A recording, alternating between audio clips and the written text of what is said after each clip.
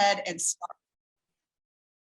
Why don't we go ahead and start cooking the quinoa dish? I know one of the questions was, how do I cut this squash? Because it's big, it's unruly, and some of them are easier to cut than others. But let's talk a little bit about the squash right now. So the squash that was in my bag was this one. I think this one's called a New England cheese. The name isn't important, but just so you know, winter squash does not grow in the winter. Winter squash grows in the summertime. Anything in the garden that makes a fruit like this, where there's a seed inside, whether it's a tomato or a strawberry or a cherry or a pumpkin, it's gonna have to grow in the summer, because summertime, there's so much sun that plants can create fruits. Fruits are very hard for a plant, very expensive for a plant to make. So it takes a lot of work. So if you see something with a seed inside of it, it is a summer crop. But people who are new gardeners often will come to me at Halloween and ask, hey, can I grow a pumpkin? And or can I grow winter squash now? And the answer is no, you grow it in the summer. We call it winter squash because we pick it in the fall when the vines die back. You pick the squash and you can store it over the winter, because in wintertime, especially in higher elevations, think of, Michigan or Wisconsin, Alaska, they have a very short growing season, and they don't have access to fresh vegetables like we do. I mean, they get them year round from the grocery store, but especially a long time ago when people grew all their own food, they could store this in a root cellar all winter long. So that's why it's called winter squash. And things like zucchini and crookneck and those soft squashes are in the summer. So there's one variety. Here's another one. This one's an Italian pumpkin. This is a ghost one. This one's very hard to cut. So if any of you guys got this one, I'm going to show you a technique.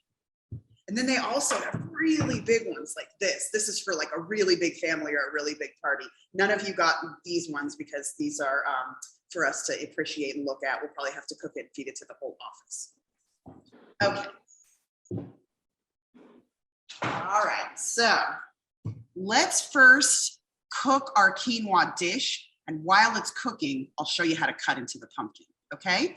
If it's intimidating and you don't feel comfortable with your knife skills and you don't want to cut this thing, you don't have to. You can preheat your oven, just like it says in the recipe, to 350 degrees.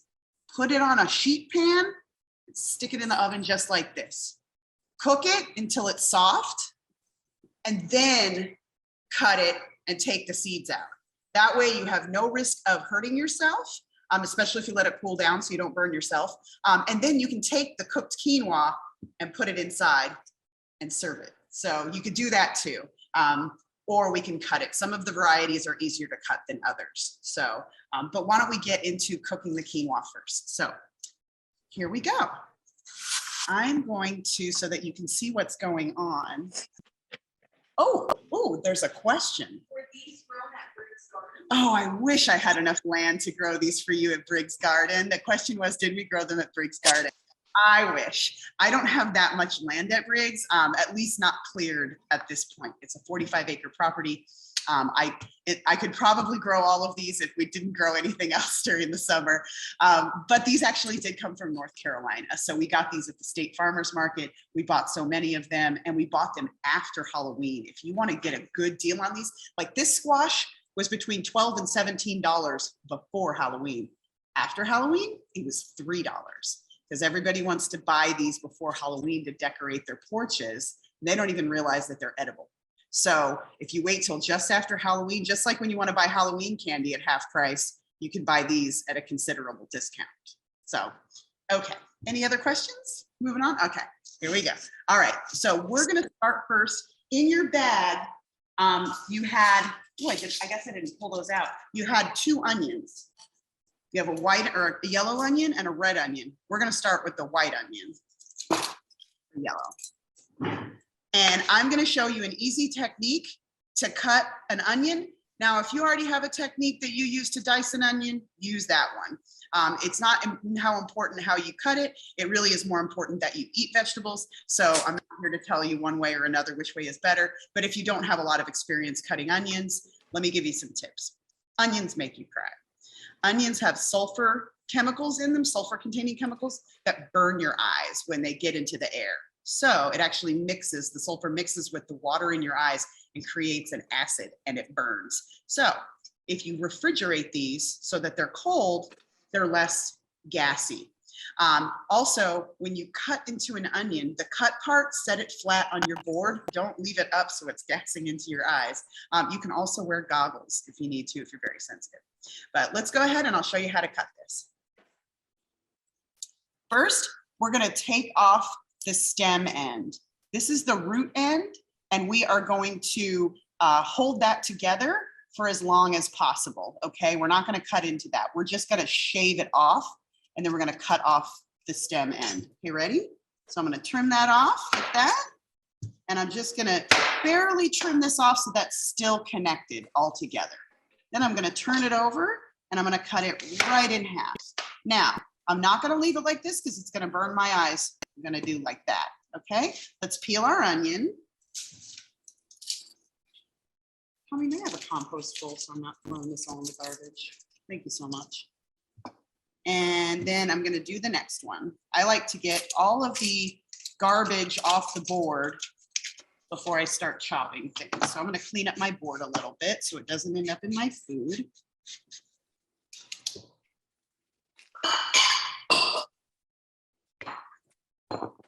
And I'm going to get this little silver skin off of here.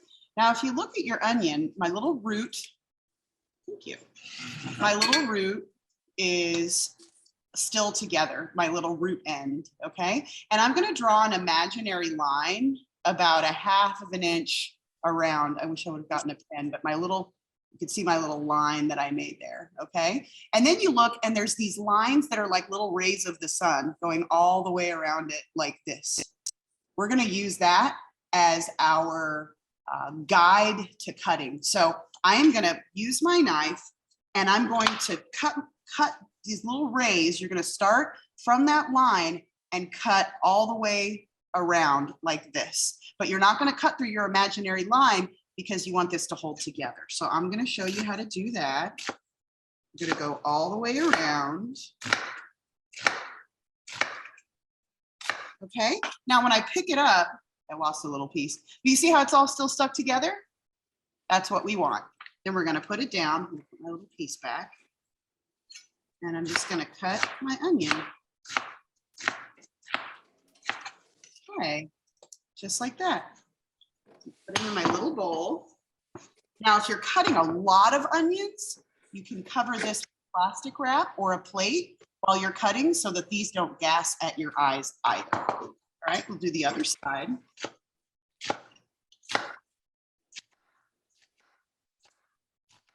Again, you don't have to cut your onion this way. I'm just showing you an easy way to cut one so that you have a nice little technique, because that's why you're here, is for the tips and tricks and skills. Okay, so now we have our onion and we're gonna go to the stove and we're gonna saute it. So we're gonna get a little saucepan. We're gonna turn it on medium high and we're gonna go for our big container of oil, the big one, not the little one. We are going to be stuffing a large vegetable with this beautiful quinoa dish, and we want it to be a little bit rich, okay? So that's why there's a little bit more oil. You can substitute butter in here if you want to, but this dish, it is actually, if you don't use the broth, it's vegan. So if you have a vegetarian or vegan coming to your party, you can use vegetable broth instead of the chicken, and this will be a good choice for them as a main dish. And we'll talk about that once we put the quinoa in. I can tell you all about that. So this is starting to get shimmery. The oil's starting to get a little bit thin. So we'll let it heat up a little bit more. And then I'm gonna put my onions in.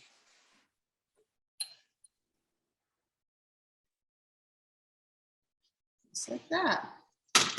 And those are starting to cook. We're sauteing, so you can hear the sizzle.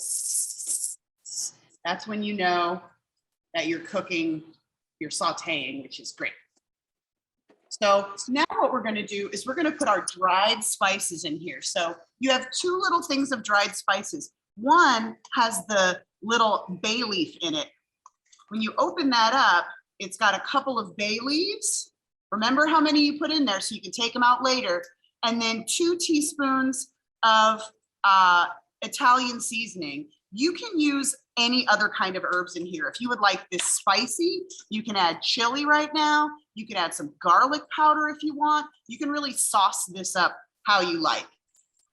So we're gonna, when we add dried spices or even fresh spices, but definitely dried spices and herbs to oil, it blooms them. It like releases some of their flavor. This smells delicious. Now I'm going to take my pepper. Remember, we're gonna split this between both recipes. So the grinder that I used for the pepper was not that great, and I apologize. I wanted you to have fresh ground pepper. So give your pepper a shake and then open it. And if you see any big, gigantic whole pieces of peppercorn, pick them out. This is one of your children to crunch on a whole peppercorn later. Perfect. Now I'm gonna put like half of it in here and you'll save the other half. We're gonna saute. Fresh ground pepper always tastes better than the stuff out of the shaker because, and this goes for all spices, not just pepper, when you keep your spices whole and you grind them fresh, they have these volatile oils in them, these fragrance oils, that once they hit the air, they oxidize, so they don't taste as good. They lose their flavor. So if you crack them fresh, you get the most out of them.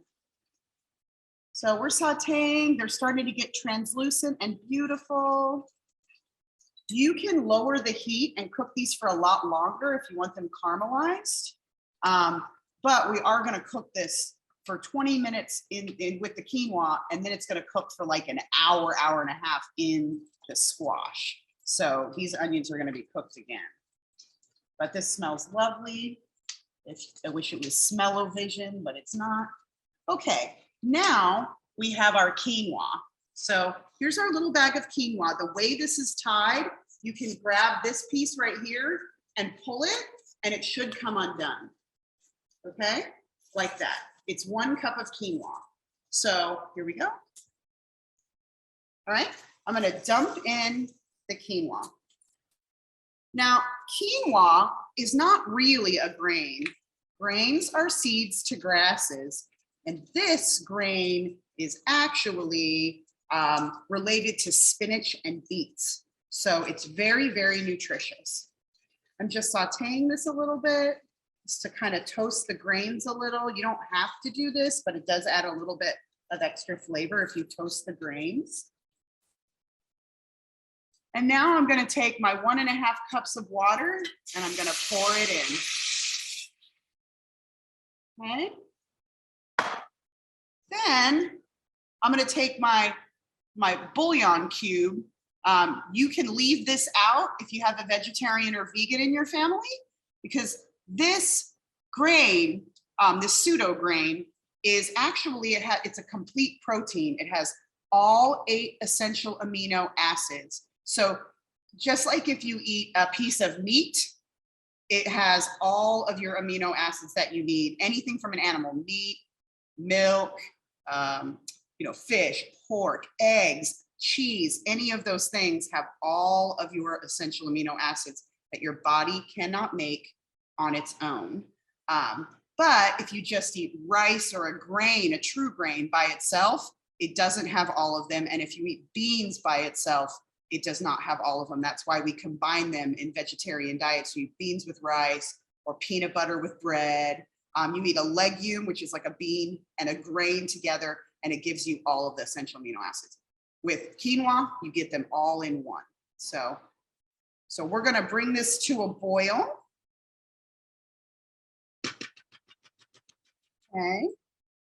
It's like that, okay? And then what we're gonna do is reduce it. So right now, let me show you the difference. We're gonna bring this to a full rolling boil.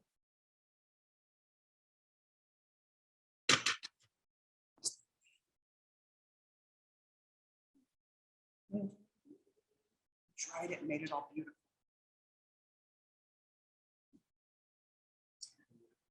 Okay. And then we're gonna reduce this. So see how this is like really boiling? It's really cooking hot. We're gonna turn this down to a simmer, like a low, just a little bit, okay? And then that's, it needs to be bigger.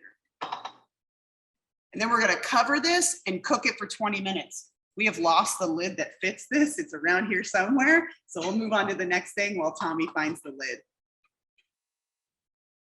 Okay. All right. Yep.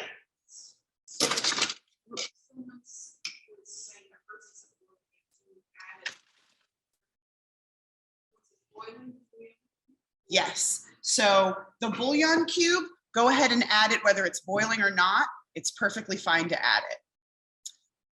So we're going to move on to the next part of this so that we can, I know it will be difficult because we have a lot to get through in a small amount of time. We won't be able to cook everything at exactly the same time together, but you can take notes and ask questions, and I'm here for you. So why don't we look at our squashes and see what we can do about those? So this one happens to be one that's pretty easy to cut. So let me show you that. Start with a small, very sharp knife, okay? It's just like carving a pumpkin at Halloween. If you have one of those little Halloween kits still around from the dollar store that you bought for your kids, great way to cut these pumpkins. But if not, use a knife. Let me show you. You're gonna grab onto the pumpkin and you're gonna put the knife in. You wanna make sure you're never cutting towards yourself. So if I cut towards like the empty spot here in my body, you know, and then I turn the pumpkin and I keep going around, and I wanna be cutting at an angle, not straight up and down, okay? Might be in the dishwasher. And I'm just gonna go all the way around. Now, this one is not as fibrous and it's easier to get into, okay? Some of these are very difficult and I'll show you those. Then you can just take a little like spatula and pull it out, okay? So you see all that? Then you can just spoon this out, okay? And what I would do is cut this off, okay? All hard winter squashes, you can toast and eat the seeds. They're on the inside are pepitas, the little green, delicious seed, but you can also eat the exterior. When you go to the convenience store, you can buy pumpkin seeds just like this that are salted. So you just separate the pulp from the seed and you can toast them and they taste delicious. So we're gonna put this aside. Okay, let me do the hardest one. This is the hardest one. I know because I had to cut one open earlier. I'm gonna start, and it's much harder. So I'm just gonna, you can see that when I do this, I'm not cutting towards myself. I'm cutting side to side. And I'm just gonna take it out and keep going around. And keep going around. Again, if this is intimidating or scary, you can put this thing in the oven just the way it is and cook it till it's soft. I don't want anybody to be scared. The reason I wanted to do the winter squashes is that squashes are uniquely part of the Americas. Before Columbus, before the Columbian exchange of food, these were heritage crops grown all over by the indigenous people of North America, South America, and Mexico. So this is a uniquely American food. So I'm just going to keep going around and cutting into this thing. It's a bit of a workout. Does Pharaoh have all Someone asked a question, does farro have, and that's F-A-R-R-O, have all of the essential amino acids? And the answer is no. Farro is an ancient form of wheat, and wheat is missing some of the essential amino acids, just like rice or any of the other seeds to grasses. So you can see how challenging this thing is. My my squash does not have seeds in it. It doesn't? Wow. No, Amazing. that I can see. Let me see. I'm almost got this one open. Woo! All right. So this one has most of the flesh here and the seeds at the bottom. So, oh my gosh, it smells so good, everybody. So refreshing. Okay. So you can see you're going to get some exercise, but you can enlist someone stronger in the family, or again, put the whole thing in the oven just the way it is. And when it comes out soft, let it cool a little, scoop out the top, take the seeds out and dump the quinoa inside and serve it in a bowl, and it'll be delicious. So to show you, I have made, look at my pot. Thank you. I have already opened this pumpkin up for you and cleaned it out so that it's ready to go. I can't remember the name of this pumpkin, not that it's important, but it's very popular in Italy. So another thing I wanted to tell you about quinoa is quinoa sounds like, because of the way health food goes, people think quinoa is a superfood and only fancy people in California eat it. That's not true. It actually, basically the Inca peoples and the people, in pre-Columbian times, it was their major food. It was a staple crop because it's so rich in protein and very, very easy to grow all along, Chile, Mexico, Central America, South America. Basically empires were built on this food. And when the Spaniards came, when the Spanish came into South America, when they started dominating cultures, they forced them to grow corn and other grains. And a lot of those crops were wiped out. And now there's this resurgence, this sort of renaissance of people getting in touch with those ancient foods. So even though this seems fancy, it's actually uniquely South American and American and Mexican. So it's a wonderful, beautiful Peru, Ecuador, Colombia. That's right, major producing area. So I wanted you all to experience this. If you haven't cooked this before, it cooks just like white rice and it's so much more nutritious. So please enjoy it. One other thing you would want to know about quinoa is on the individual little grains, on the outside of them, normally there is a soap-like molecule called saponins that grow on it. And what it does is deters insects from eating it. The plant makes that itself. Plants are amazing creatures. They aren't able to get up and walk away when something is eating them. So they are masters of biochemistry. They will create chemicals that deter the animal that's eating it. Or often they will make chemicals that will attract the predator of the thing that's eating it. It's very interesting. Plants are amazing. So let's stuff this, okay? Perfect. I made this one earlier and cooled it for you so that it's ready to go. So I'm gonna take this. This is just such a satisfying meal and it looks so beautiful. So I'm gonna stir this up.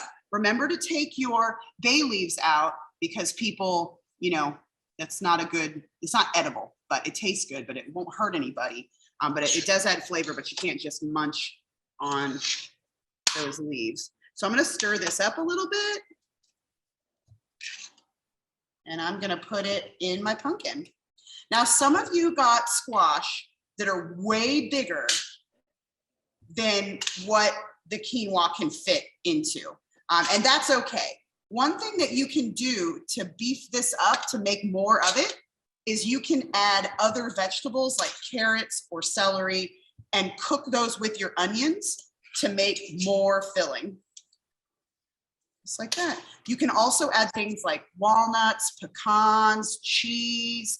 You could add a can of garbanzo beans. There's a lot of additives that you could put in here that would be delicious in this dish. So this is completely cooled because I'm going to store this until Thanksgiving. If I was going to cook it on the same day, I could put hot quinoa in here. But if you're going to store it until Thanksgiving, go ahead and let it cool, because you don't want to put super hot food inside of a squash like this and then put it in your refrigerator, because it may not cool down correctly, and you don't want to make anybody sick at your party. So, okay. So now I'm just going to put my little top back on my pumpkin. Look at that. Now I can just wrap it up and stick it in the fridge just like that and pull it out and cook it on my Thanksgiving day. If your squash does not sit flat, a little off the ball. Excellent question. Someone asked, if your squash does not sit flat, can you cut a little off the bottom? And the answer is yes.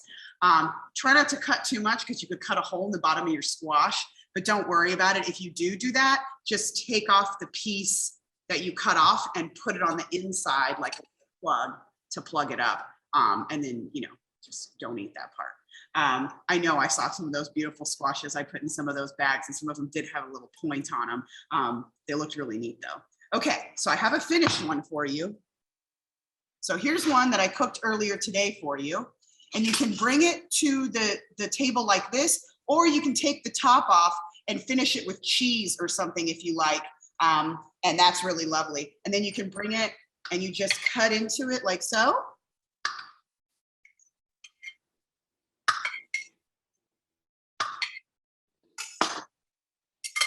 And then you can serve it like that. All right. Does anybody have any questions about that one before we move on to the next recipe? Okay, we're gonna go ahead. Quick question. So if, say we wanna eat it now, can we just put the wet like the cooked hot quinoa into the squash and then put it into the oven? Directly in the oven, and it'll actually cook faster because you're gonna have burning hot quinoa on the inside, cooking it from the inside out, and then you have the oven cooking it from the outside in. Let me show you how you know it's done. When you can push on it. Oh yeah. So you don't have to do this with your finger and burn yourself. Just reach in there and give it a little, but make sure that you kind of push on the bottom too, because it kind of cooks from the top down a little. Yeah. So how long do you cook it for? It depends. If you're going to cook it hot and it's, you know, one of the thinner squashes, it might only take 45 minutes. If it's cold, might take an hour and a half. So while your turkey is cooking, when you take it out to rest, you can pop this in the oven, because I usually let my turkey rest for an hour. They say you can let it rest for 15, but a turkey is really, really hot, and you want to let it rest so that when you cut into it, the juices don't all run out of it. A steak, I will let rest for 10 minutes, but a turkey, a big old 10 to 20 pound turkey, resting it for an hour is fine. It is going to hold its heat for a long time. So anywhere from 45 to 90 minutes, it's going to take to cook this, depending on how hot your oven is, whether or not the quinoa is hot, and how big your squash. Okay. Great. Thank you. Okay, great. All right, ready? Any more questions? Ready? Okay. All right, let's move on to the next recipe. Okay. All right, let me clean up a little bit here.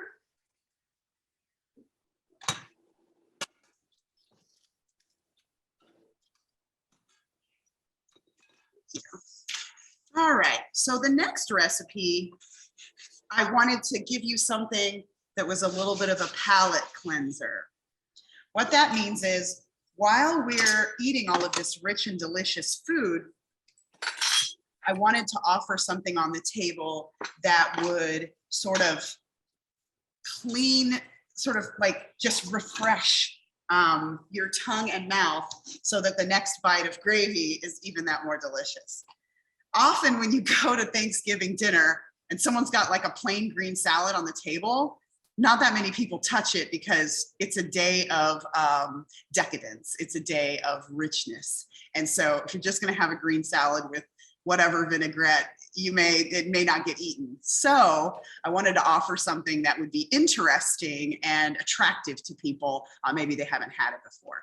So for this recipe, I recommend you don't have to do this in a jar, but a bowl will work fine, but just whatever you work with, make sure that it's like glass. You can do plastic, but I prefer things that are acidic or things that you eat to be in glass and stuff like that. So I'm gonna go ahead and use a quart jar, okay?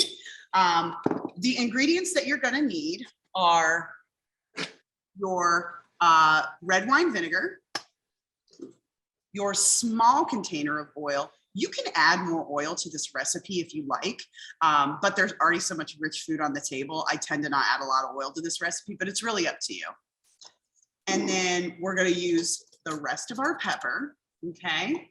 And our fennel seed. So fennel is a very interesting plant. Let me show you this.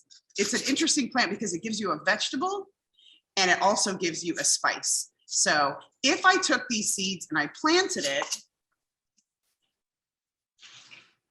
this would grow in my yard. I cut this morning for you so you guys could see this. This is a fennel bulb. So it creates this bulb at the bottom.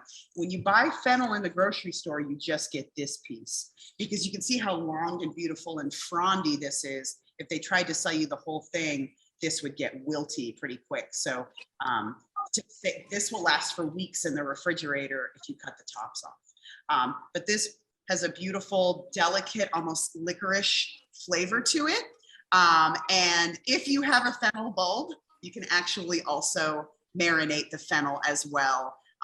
But these are not always the easiest vegetables to find. I just had these growing in my yard because I have I even forgot I had it in my yard. I have so many vegetables and herbs in my yard that I was harvesting fresh herbs to do the demo for the turkey. And I realized, oh, that's a fennel. I should show them what grows.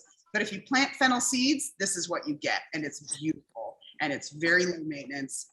Herbs are like that. They don't really care. You stick them in the ground and they just grow. Wonderful thing. So fennel.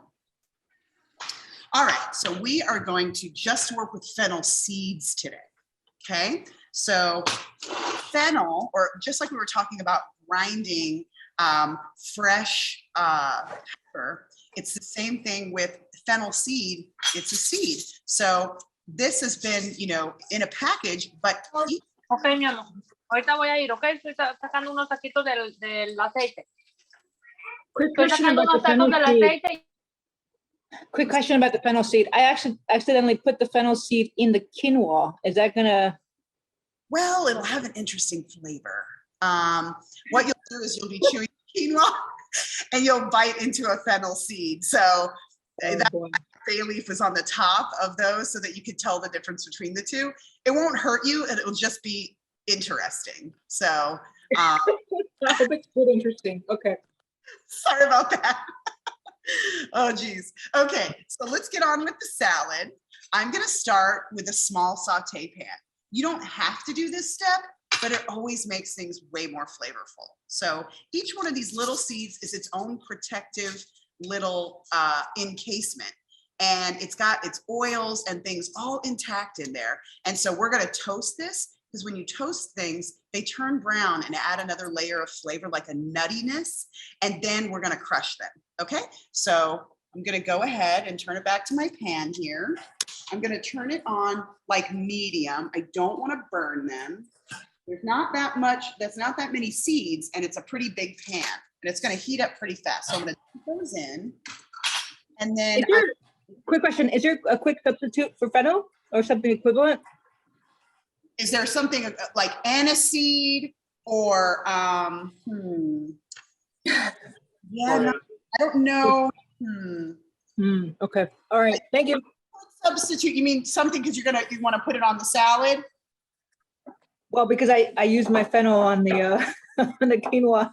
This salad will be delicious even if you don't put fennel in it. So Okay. since you put fennel in one of the dishes, you might not want to put fennel in another one. If you're putting them in the same meal. So, but yeah, you can smell it and it's like a very mild licorice smell. Keep your seeds moving. You don't want to burn them. They get brown very, very quickly. So I'm going to have a little bowl to the side so I can dump these as soon as they are like toasty and brown, and they're getting there pretty quick. Oh, Gina, did you have a question? Gina Flores, you have your hand up, so I just wanted to make sure that you were answered. Okay. Sí. ¿Qué temporada se puede sembrar el hinojo? How long are you supposed to toast how long? Is that correct?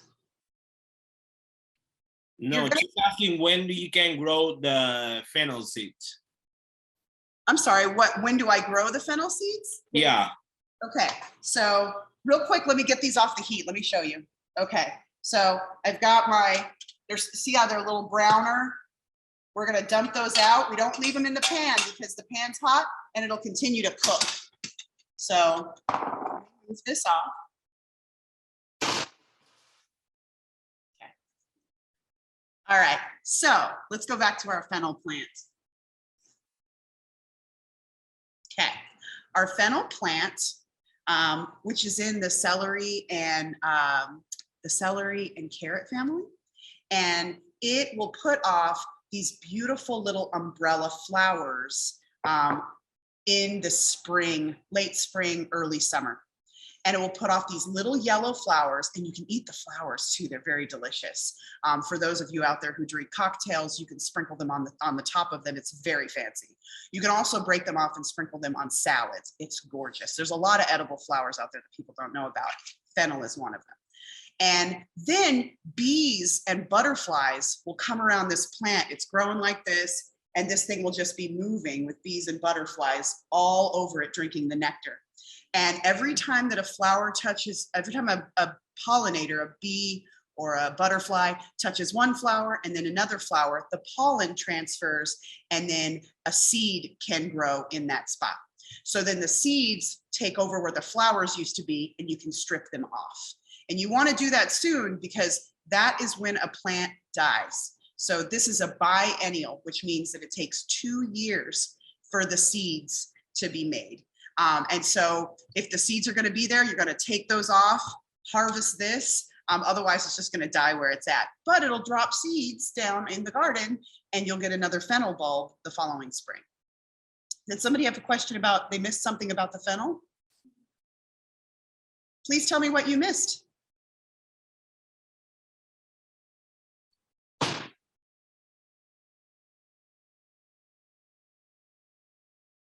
I guess, okay, well, okay, so I guess I'll just go over the fennel really quick again. So we toasted the fennel, just the fennel seed. We're not doing anything with the plant fennel. I just wanted to show it to you because I had access to it. Oh, toasted, okay, so you just take a pan, put it in the pan and toast it lightly. You don't, no oil, no, don't put the oil in it. You're gonna dry toast them, okay? The oil comes later. All right, so, okay, great. All right, Tanessa, we're all caught up. Okay, next, we're gonna start working with our wonderful jar because we're letting our seeds cool. We don't wanna grind hot seeds. We want them to cool down and then we'll grind them, okay? So let's go ahead and look at our cutting board again. Let me clean off my little bits of fennel. Okay, and we are gonna get our red onion. You may not need all of your red onion because there are varying sizes of red onions. This is a small one. This is a really large one. So I'm gonna go with this big one and just use half of it.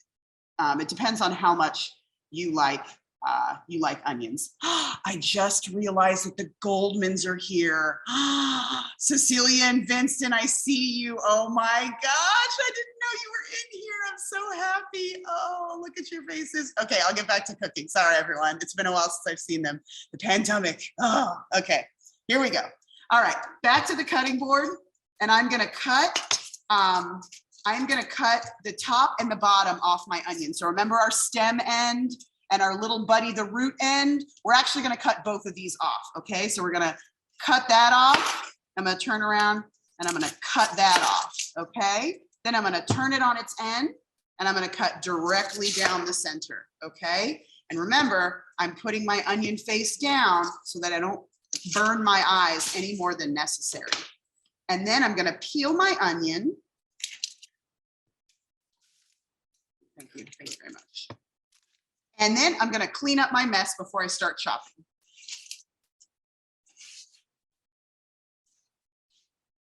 Okay. All right, everybody. Okay.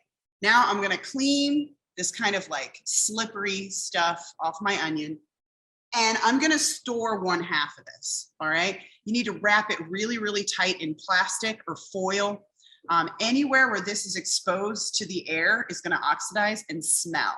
So if you wanted to use this the next day, if you weren't going to cook it and you wanted to serve it raw in a salad, I would cut off all of the edges that were touching the air and the inside is fresher. Okay, so I'll wrap that up and put that away in a minute.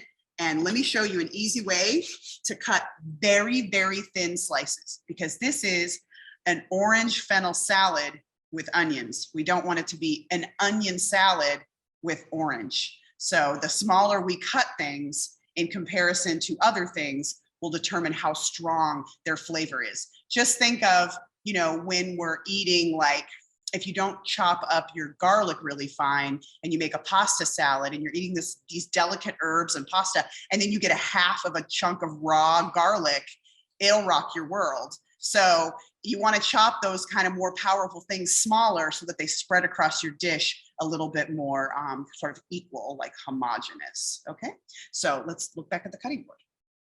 All right, so we're going to use that same technique and follow those lines all the way around, but we are going to make them very, very thin as we can, okay? Just try to go right next to them. And ideally, if you can, take your time and make sure your knife is sharp. You should be able to get them so they're like, you know, real, you could weave them, you know, like a little basket. There you go. And we're gonna keep going. You do not have to use all the onion. It's totally up to you, however much you like onion. Now, when I get to a certain point where this is like, kind of feels dangerous, just let it fall over, okay? And then you can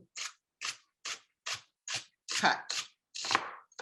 If this is big and chunky and thick and you don't want to get too close to your fingers, just, you know, you can cut that up and put it in something else. All right, now I have these beautiful thin onions. Let me show you how easy this recipe is. So we're gonna take our jar.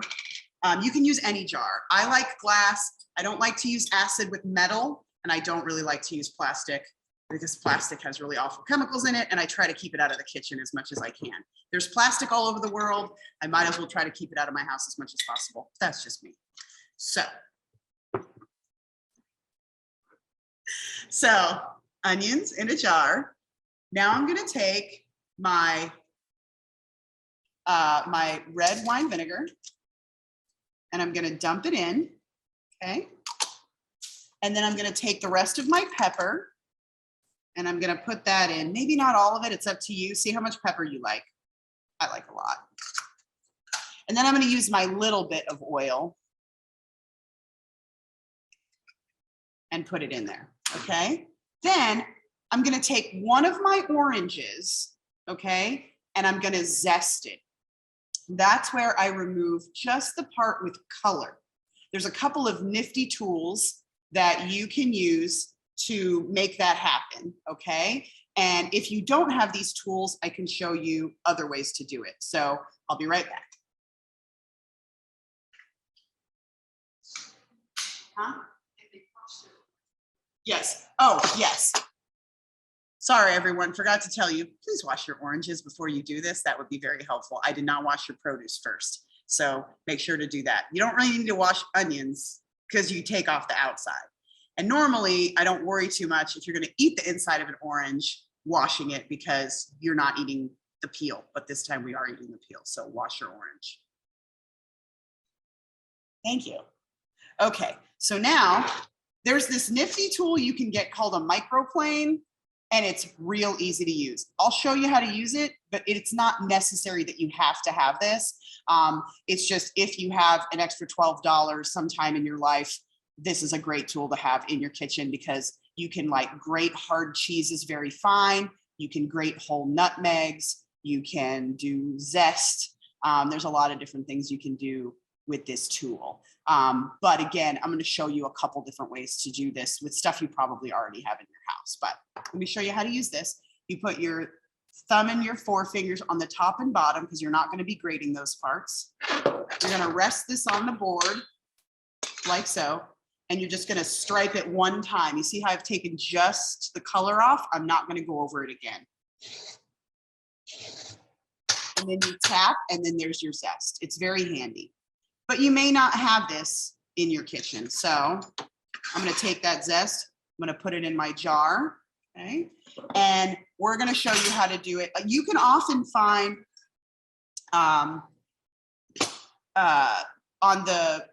your box grater, there's those graters that look like a box with a little metal handle on top.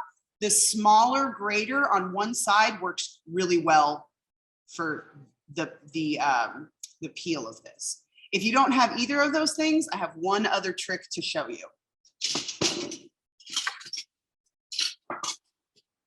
You can take a vegetable peeler and peel off just the thinnest slice.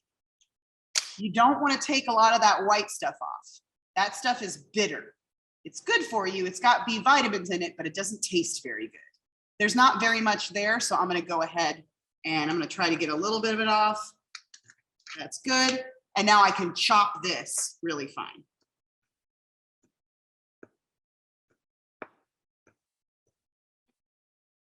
Okay, so I've got my little bits here and I can just fold them over.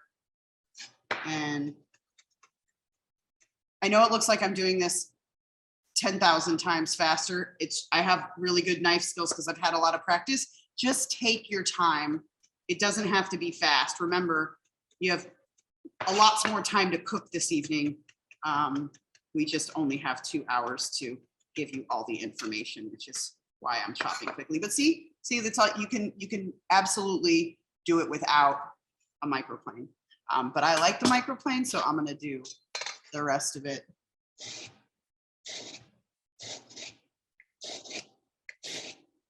Like that.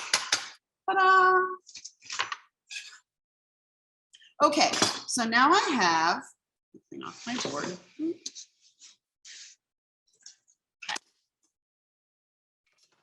So now I have my delicious little concoction here. Okay, I'm going to put the top on, give it a shake. Now, you can do this tonight, leave this in the refrigerator like this for until the day of. I would give it a shake because you're marinating these delicious onions. What we're going to do is set this aside, and our fennel seed is cool, so we're going to crush it now. Okay, so lots of different ways to crush them as well. Let me show you what I've got.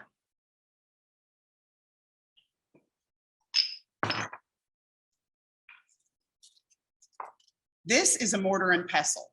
There's also things like molcajete. If you have one of those at home, you can use it. If you have a spice grinder, it's like a coffee grinder, but you use it for spices because we're natural cooks here, and we love grinding things fresh. So I have this one for spices. If you don't have any of these things, that's okay. Let me show you how to do it without anything special.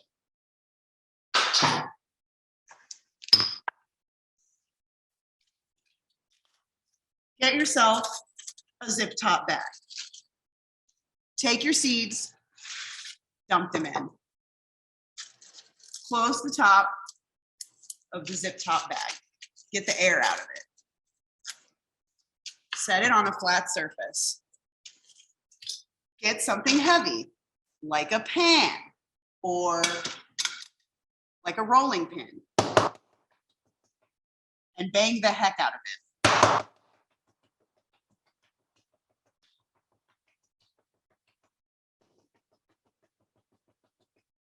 It won't be as fine as if you grind it in an electric grinder, but it will still release all of the oils and make things delicious.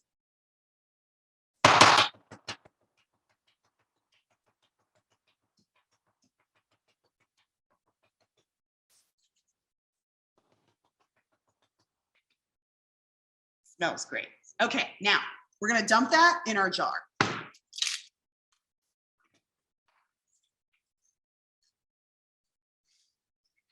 Would you mind getting the cart and getting like these things out of here? Yeah, thank you so much. We can use this one too. Okay, so now I've dumped my, oh my gosh, it smells so good. I don't know if all of you have gotten this far, but it's a really delicious salad. Take it. And then put this in the refrigerator and you can store it for a couple of days. You could also eat the salad tonight and this would be delicious, but I'm telling you, if you let this sit at least one night, it tastes so much better because this turns into onion dressing, onion, orange, fennel dressing. If you wanted to make like a lot more dressing, all you would have to do is add more oil and a little more vinegar and maybe some more of the spices if you wanted. And then you would have a lot more dressing that would be flavored by these onions. But we're just doing like a one dish for Thanksgiving, but you can vary this so that you end up making like a salad dressing that you can put on a lot more things. So, okay, let's do our oranges. So the day of Thanksgiving, what you're gonna do, stand by, I'll be right back.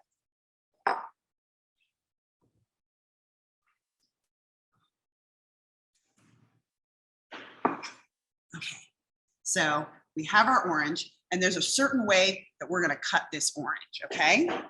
So first, we're gonna cut the top and the bottom off. We wanna remove all of the peel so that the orange is extra delicious. So we're gonna take off the top and the bottom and get rid of those, okay? Then you can see you've got just the peel. We're gonna peel this orange by running our knife around the edge and cutting off the peel, okay? Now, the more cuts you make, the more accurate it's gonna be. The next time I'm gonna take my knife and I'm gonna follow that line and I'm gonna keep doing that all the way around. Okay. Just follow, see how my knife is following that line exactly? Just like that, use it as a guide, take your time. If this is the first time you're doing this, you'll notice that your orange will be sort of a geometrical shape. It will have a lot of straight sides. And by your third or fourth orange, it will look much more round.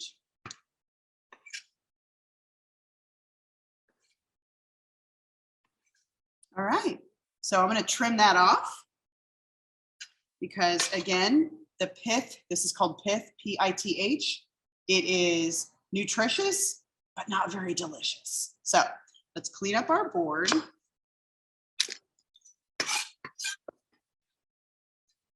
Okay, and now we're gonna take our beautiful orange and we're gonna slice it in like 1/4 inch slices. Just like that.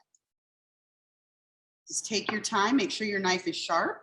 You'll know if your knife isn't sharp because you will have juice running all over the board. If you have a sharp knife, it should cut through and not cause too much juice to do its thing.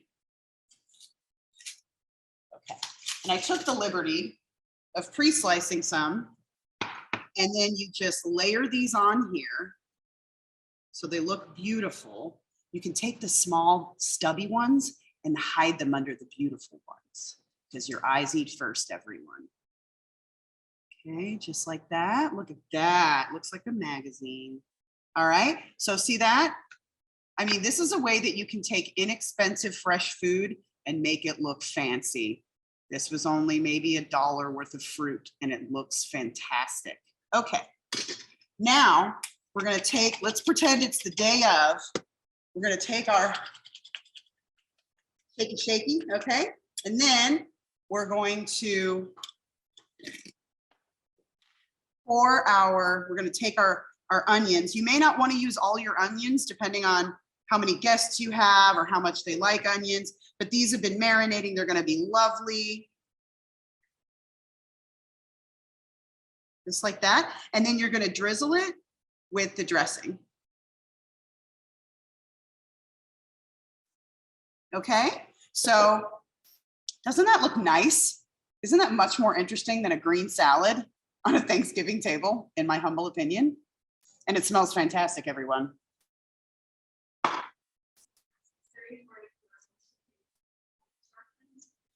Oh, I wish you could come here to get it done. But yes, at farmers markets, often they have knife sharpening and it's only a couple of dollars. You can also do maybe a website. If you go to a knife shop, they will, like any place that sells knives, they can sharpen your knife for a couple of bucks. I don't know of any in town just because I sharpen my own knives, but I know that some of my friends that cook will go to farmers markets and have knife sharpening. Sorry, I don't have a actual direct service that you can call, but I would do a web search for knife sharpening or knife shop Durham or Morrisville and see what you can find, and just call them and say, hey, I have a chef's knife and I need it sharpened. They should only charge you $2 or $3, never more than $5. But you should get your knives professionally sharpened once a year and then maintain them with a steel, which is, I have one right here.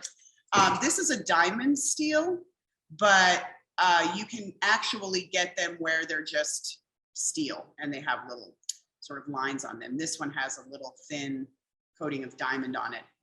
All the steels work. You don't have to have this one. And so once you get your knife sharpened, this is not to sharpen a knife. It is only to hone a knife to keep it sharp. So you're just going to, you can feel the angle. It's like a 17 to 20 degree angle. And you can feel it if you're going, you can really feel it if you're going too sharp or too, you can very easily follow this. So just go slow and do this every time you use your knife, or at least once a week if you're cooking all the time, and your knife will stay sharp for a lot longer. Also, do not cut on metal, do not cut on glass, and do not let your children use knives for opening Amazon boxes or, fiddling around with a can. Keep your knives away from children. Anyway, also, do not take your knife and drop it into a drawer full of things for many reasons. One, it's dangerous. You won't see it. You'll put your hand in there and you'll cut yourself. Two, this is a metal implement with a very sharp, delicate edge. And if it's smacking around, hitting a bunch of other metal things, it's gonna get dull faster. So just be careful and set it down. Someone I saw in the chat said that you wanted a knife like this one. This is not a special knife. It was a cheap knife. You don't need to spend a lot on knives. There are some chefs who spend thousands of dollars on knives, and that's great because they have to have them in their hand for 12 to 15 hours a day. You as a home cook don't need to spend $500 on a knife. Also, resist the temptation to buy knife packages that are thousands of dollars that have 15 knives in them, because you don't need all those knives. You need 3 knives. Will you get me a serrated edge knife, please, Tommy? You open it up and it's like the long with the, yeah. There's only 3 knives that you really need. And if you have a little money to spend it on the chef's knife. This is, I think, a 10-inch chef's knife. At home, I use an 11-inch chef's knife. An 8-inch chef's knife is sometimes more comfortable for people. If you're just getting started in buying a knife, this is a great knife to have. Not this particular brand. This one happens to hold an edge. It's called a Howden. I think I got it on Amazon for $30 when it was on sale. It's a student model knife. It's great. What you do, if you really want to spend money on a knife, you go into a place that sells knives and hold a bunch of knives. Pick them up, see how they feel in your hand.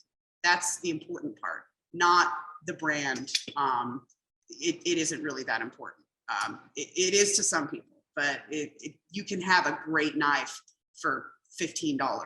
You can also check, thank you so much. You can also check thrift stores. They often will have some pretty nice knives. I always just make sure that you have this little bolster here, because that's what you keep your finger bumped up against. Now, some of you out there have been cutting your entire lives with a knife like this and cutting down large cuts of meat. And I say more power to you.